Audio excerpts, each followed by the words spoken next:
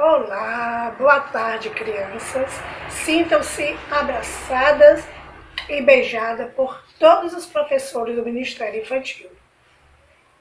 Neste mês de abril, nós não poderíamos deixar de falar para vocês sobre a Páscoa. O verdadeiro sentido da Páscoa é o que vocês vão assistir com a tia Jaqueline neste sábado. Então estejam atentas à mensagem e que tenham um feliz sábado. Um beijo para todos. Cordeirinho da Páscoa, quem ele é? Jesus Cristo de Nazaré. Jesus Cristo de Nazaré. Olá, criançada! Eu sou a tia Jaqueline, da Igreja Batista Aliança, e nós do Ministério Infantil não poderíamos deixar de falar para vocês sobre esse assunto muito importante, né? Que essa data tão importante desse mês, que é sobre a Páscoa. Quando eu falo da Páscoa, o que é que você lembra? O que é que vem na sua cabeça? Será que é o ovo? Será que é o coelho? Será que é o chocolate?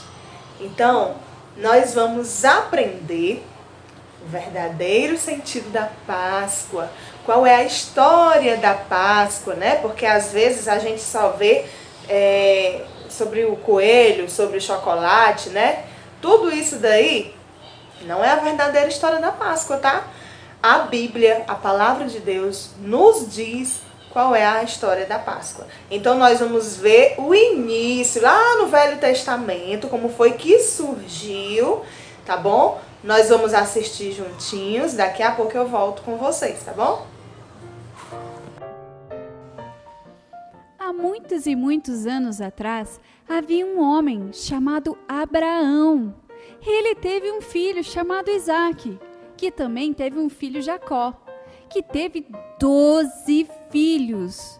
Um dia, eles se mudaram para o Egito e multiplicaram muito. Por isso, eles passaram a ser chamados de o povo hebreu. Mas Faraó do Egito ficou com medo deles e os escravizou. Depois de 400 anos, Deus escolheu um libertador chamado Moisés e fala com ele através de uma sarça ardente. Obedecendo a ordem de Deus, Moisés foi conversar com Faraó para que libertasse o povo de Deus, o povo hebreu, e os deixasse ir em busca de uma nova terra para habitar.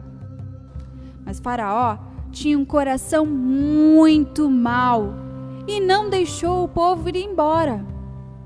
Por causa disso, Deus enviou pragas sobre todo o povo egípcio. A primeira praga, Deus transformou a água em sangue. Na segunda praga, Deus infestou a terra do Egito com rãs. A terceira praga, piolhos começaram a aparecer em todos os egípcios.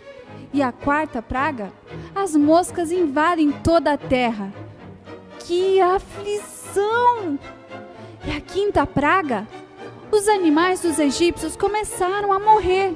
Não sobrou nenhumzinho.